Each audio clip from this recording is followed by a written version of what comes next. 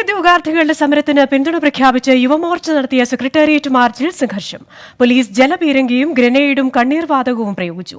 തുടർന്നും പ്രകോപനം തുടർന്ന പ്രവർത്തകർക്ക് നേരെ പോലീസ് ലാത്തിവീശി. 6 യുവമോർച്ച പ്രവർത്തകർക്കും ഒരു പോലീസ് ഉദ്യോഗസ്ഥനും പരിക്കേറ്റു. പിൻവാതിൽ നിയമനങ്ങൾക്കെതിരെയും PSC നിയമനങ്ങൾ അട്ടിമറിക്കുന്നുവെന്നും ആരോപിച്ചായിരുന്നു യുവമോർച്ചയുടെ സെക്രട്ടേറിയറ്റ് മാർച്ച്. സെക്രട്ടേറിയറ്റ് പടിക്കൽ സമരം തുടരുന്ന PSC ഉദ്യോഗാർത്ഥികൾക്ക് പിന്തുണ പ്രഖ്യാപിച്ച് പുരോഗമിച്ച മാർച്ച് സമരഗേറ്റിലെത്തുകയും ബാരിക്കേഡ് ഭേദിക്കാൻ ശ്രമം നടത്തുകയും ചെയ്തു. പോലീസ് 4 വട്ടം ജലപീരങ്കി പ്രയോഗിച്ചു.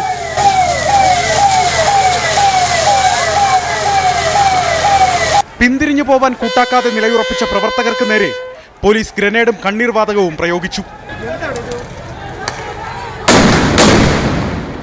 തുടർന്ന് പ്രകോപിതരായ പ്രവർത്തകർ പോലീസിനു നേരെ കമ്പുകളും ചെരുപ്പുകളും വലിച്ചെറിഞ്ഞു.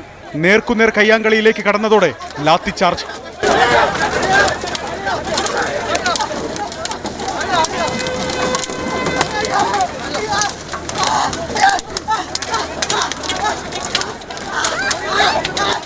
നിലത്ത് വീണ പ്രവർത്തകർക്ക് നേരെ പോലീസ് രൂക്ഷമായി ലാത്തി പ്രയോഗിച്ചു.